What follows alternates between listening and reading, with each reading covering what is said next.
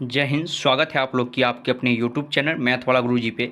आप लोग के लिए क्लास 9th का जो कि बायोलॉजी का चैप्टर नंबर सेकेंड चैप्टर आपका जो है सेकेंड चैप्टर उसका अति लघु उत्तरीय प्रश्न जो भी था सभी का क्वेश्चन आंसर आप लोग को इसमें हम बताने वाले हैं। आप लोग यहाँ पे एक एक आंसर देखते चलिएगा और अपने कॉपी में इसको नोट कर लेना है और नोट करने के बाद आप लोग को याद कर लेना है। और आप लोग अगर अभी तक वीडियो को लाइक नहीं किए हैं तो लाइक कर दीजिएगा और चैनल पर पहली बार आए होंगे तो चैनल को सब्सक्राइब बैकन ऑल कर लीजिएगा, क्योंकि यहाँ पे आपको क्लास 9वीं क्लास 10वीं क्लास 11वीं क्लास 12वीं तक आपकी पढ़ाई जो होगा इसी चैनल के माध्यम से आपको सभी विषय का करवाया जाएगा। चलिए यहाँ पे प्रश्न कहा गया है एक पादप उत्तक का नाम बताए। एक पादप उत्तक तो आप लोग पढ़े हुए हैं, जो जैलम क्या होता है, एक पादप उत्तक होता है, तो जैलम उत्तक आप लिख सकते हैं। सेकेंड नंबर प्रश्न है आप लोग को जड़ से शीर्ष पर कौन उत्तक पाया जाता है। तो आप लोग को बताए हुए हैं जो जड़ से लेकर शीर्ष तक जो है शीर्ष विभज्योतिक उत्तक जड़ से शीर्ष तक पाया जाता है।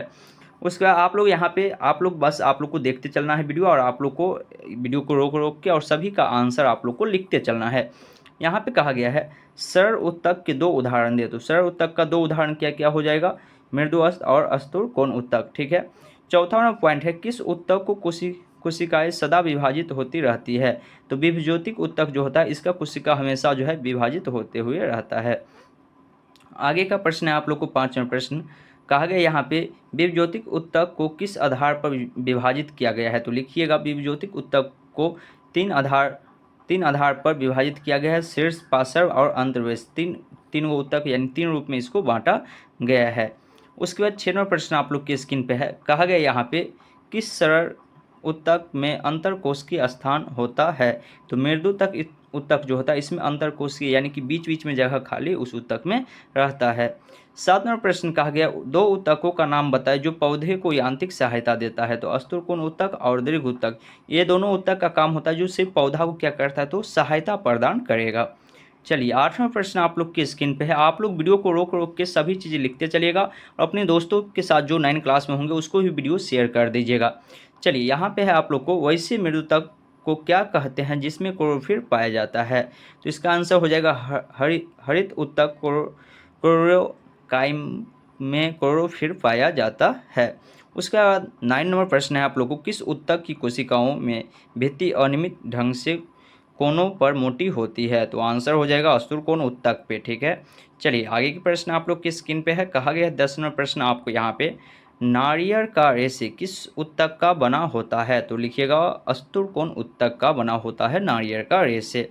11वां प्रश्न है मृदुतक कोशिकाओं की दो विशेषता लिखे। तो इसका आंसर लिखिएगा पौधे को सहायता देना, दूसरा लिखिएगा यह खाद का संचय करता है। चलिए आगे के प्रश्न की ओर हम लोग बढ़ते हैं। 12वां प्रश्न आप लोग की स्क्रीन पे है, कहा गया यहाँ पे दो अस्थायी पादप उत्तकों के नाम लिखे। दो अस्थायी पादप उत्तकों के नाम लिखे। तो लिखिएगा सरल उत्तक और जटिल उत्तक। ठीक है। चलिए आगे प्रश्न आप लोग के स्क्रीन पे एकदम फास्ट में करवा रहे हैं, 10 से 15 मिनट में आपको हम पूरा 50 प्रश्न आपको हम करवाने का कोशिश कर रहे हैं। यहाँ पे कहा गया जैरम का निर्माण किन तत्वों से होता है।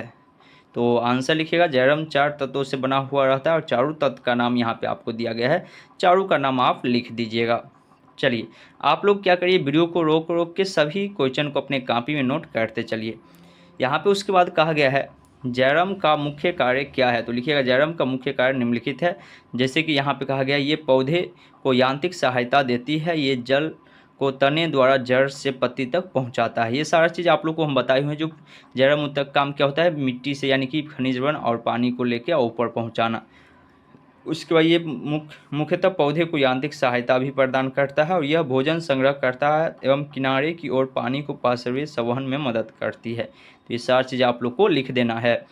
15वां प्रश्न आप लोग को कहा गया है फ्लोएम किन तत्वों से बना होता है। तो फ्लोएम का भी 4 भाग होता है, चारों भाग को लिख देना है यहाँ पे। उसके बाद फिर कहा गया है 16वें प्रश्न में किस उत्तक द्वारा पौधे में खाद्य पदार्थ का संवहन होता है। तो किस उत्तक द्वारा होता है, तो फ्लोएम उत्तक द्वारा। तो ये भी आप यहाँ पे नोट कर दीजिएगा। चलिए 17वां प्रश्न आप लोग को कहा गया यहाँ पे दिया गया है किन्हीं दो प्रकार की एपिथीलियम उत्तक का नाम बताए। तो यहाँ पे आप लोग इसका लिखिएगा दो प्रकार के एपिथीलियम उत्तक सर्की और अस्थावाकार, जो कि दो प्रकार का एपिथीलियम उत्तक है। 18वां प्रश्न आप लोग की स्क्रीन पे है,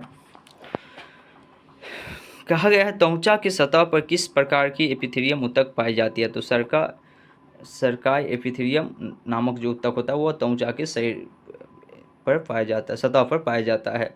19वां प्रश्न आप लोग को स्क्रीन पे है। कहा गया पक्षामी एपिथेलियम की सिरिया में होने वाली गति क्या कहलाती है। तो इसका आंसर आप लोग लिख लीजिएगा। पक्षामी एपिथेलियम की सिरिया में होने वाली गति सीरियरी गति कहलाता है। चलिए 20वां प्रश्न आप लोग के स्क्रीन पे है। कहा गया यहाँ पे आपको प्रश्न में दिया गया है संयोजी ऊतक के दो उदाहरण दे। संयोजी ऊतक के दो उदाहरण दे, तो दोनों उदाहरण यहाँ पे लिखा हुआ है, आप लोग नोट कर लीजिएगा। उसका संयोजी ऊतक कितने प्रकार के होते हैं नाम लिखे, तो आप लोग बताए हुए हैं संयोजी ऊतक जो होता है वह 3 प्रकार के होते हैं। तीनों का नाम आप लिख लीजिएगा।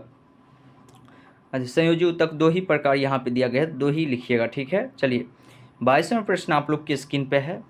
कहा गया है एरियोर ऊतक में पाए जाने वाले 2 प्रकार कोशिकाओं के नाम लिखिए। तो दोनों प्रकार की कोशिका आपको यहाँ पे लिखा गया है, आप लिख लीजिएगा। उसके बाद 23वां प्रश्न कहा गया एडिपोज ऊतक में पाए जाने वाले संचित भोज्य पदार्थ क्या है। तो वसा है। उसके बाद है अस्थियों में मांसपेशियों से जोड़ने वाले ऊतक क्या कहलाते हैं। तो आप लोग को बताए हुए हैं टेंडन कहलाते हैं, तो ये भी आप लोग लिख लीजिएगा। चलिए आगे प्रश्न देखिए। 6 मिनट में 25 प्रश्न पे आ गए हैं, तो 15 मिनट के अंदर आप लोग का ख़त्म कर रहे हैं, इसीलिए आंसर हम पूरा नहीं पढ़ रहे हैं, ना क्वेश्चन सिर्फ पढ़ते जा रहे हैं, आंसर आप लोग लिखते चलिएगा। यहाँ पे कहा गया अस्थि और अस्थि से जोड़ने वाले ऊतक क्या कहलाती है। तो आप लोग को बताए हुए अस्थि को अस्थि से जोड़ने वाले ऊतक को क्या कहते हैं, यानी हड्डी को हड्डी से जोड़ने वाले ऊतक को लिंगामेंट अस्थि कहते हैं। 2 प्रकार के कंकाल ऊतक का नाम लिखे। तो उपस्थि ऊतक और अस्थि। चलिए उसके बाद 27वां प्रश्न आप लोग की स्क्रीन पे है। कहा गया है यहाँ पे आप लोग को प्रश्न में दिया गया है उपास्थि के मैट्रिक्स में पाए जाने वाली कोशिकाएं क्या कहलाती है। तो यहाँ पर आंसर दिया गया है क्रोडियोब्लास्ट उपास्थि।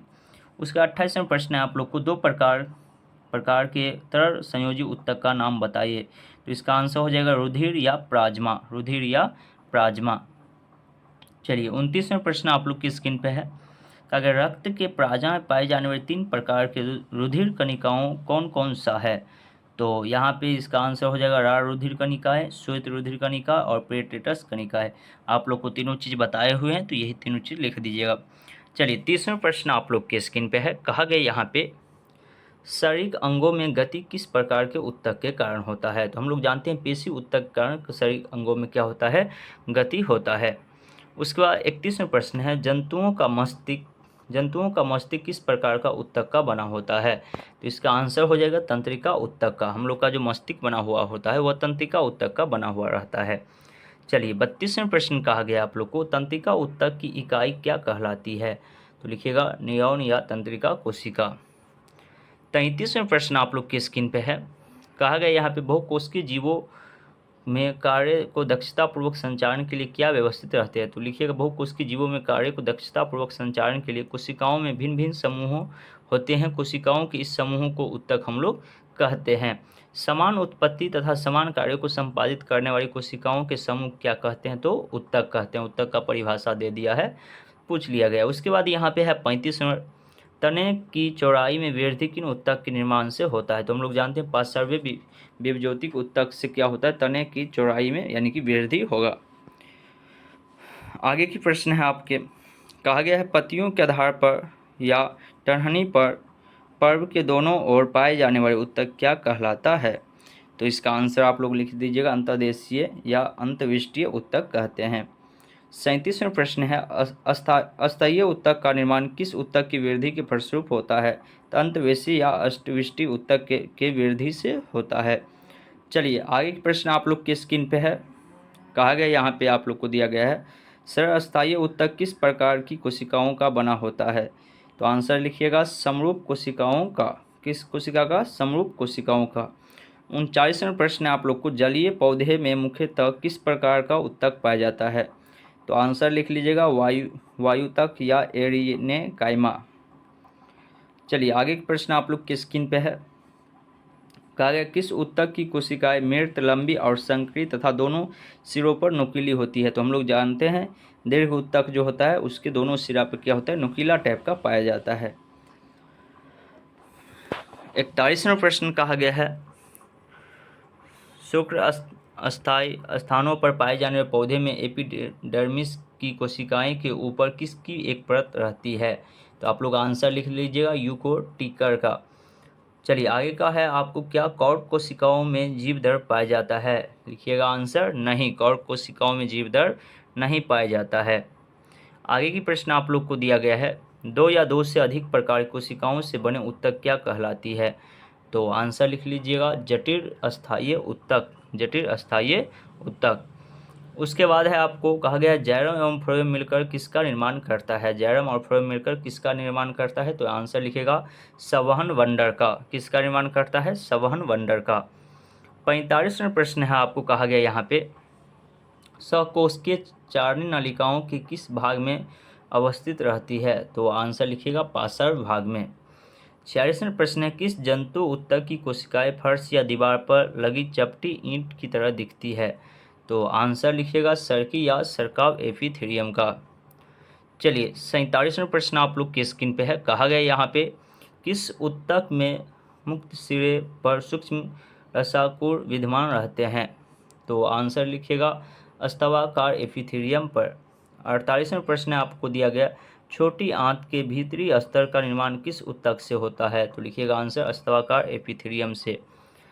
चलिए 49वां प्रश्न आप लोग के स्क्रीन पे है, यहीं पे कहा गया धनाकार कोशिकाओं वाले ऊतक को क्या कहलाता है? तो लिखिएगा यूकोवाइडर एपिथेलियम। 50वां प्रश्न आप लोग को आ चुका है, कहा गया अंडवाहिनी में अंडाणु को एक ही दिशा में जाने देने के लिए किस ऊतक की कोशिकाएं मदद करती है? तो आंसर लिखिएगा पक्षामी या पश्चिमी एपिथेलियम।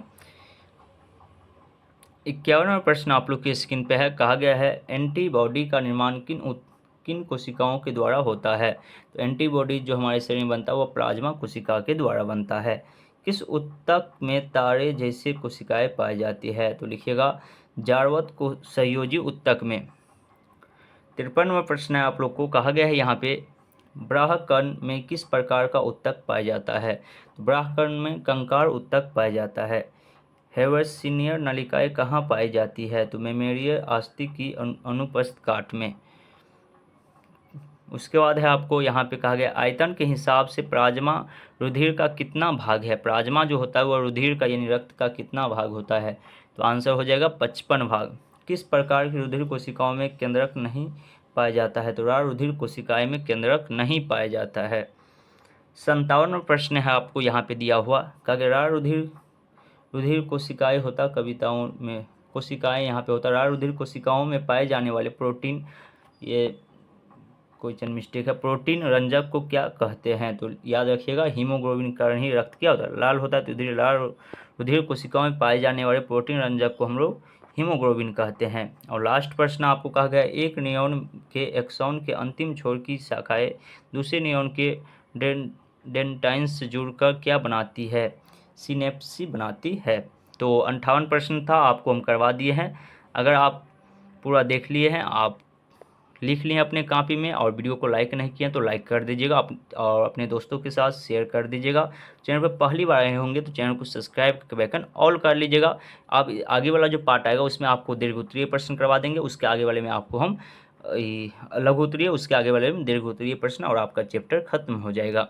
और पीछे वाला अगर आप नहीं देखें तो पीछे वाला भी वीडियो ही प्लेलिस्ट बना हुआ है, आप लोग जाके देख सकते हैं। चलिए हम लोग मिलते हैं फिर आगे क्लास में, तब तक के लिए जय हिंद जय भारत।